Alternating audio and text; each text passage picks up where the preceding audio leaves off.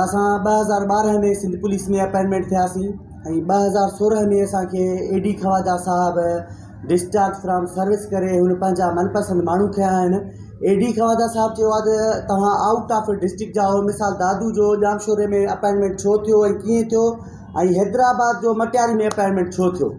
असां ते इल्ज़ाम हणी 3400 अहलकारनि खे एडी खवाजा साहब डिस्चार्ज फ्रॉम सर्विस करे हुन पंहिंजा मनपसंद माण्हू कया आहिनि जेके अफ़गानी पठान आहिनि, आउट ऑफ प्रोविंस जा आहिनि। जॾहिं असां सिंध में रही करे सिंध में अपॉइंटमेंट नथा थी सघूं त एडी खवाजा साहब आउट ऑफ प्रोविंस जा माण्हू छो खया आहिनि? छा उहे सही आहिनि?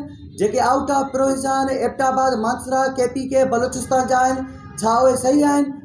मां DIG हैदराबाद पीर मोहम्मद शाह साहब के गुज़ारिश तो कयां, IG सिंध के चीफ मिनिस्टर चीफ जस्टिस साहब पाकिस्तान के गुज़ारिश तो कयां ऐं CM सिंध के गुज़ारिश तो कयां त महिरबानी करे जेके 3400 सिंध पुलिस जा अहलकार आहिनि जिन्हनि जी सर्विस 5-5 साल सर्विस आहे, असां जूं ट्रेनिंगूं थियल आहिनि, रंगरूटी थियल आहे, कमांडो थियल आहे, 5 साल असां पगारूं कयूं आहिनि।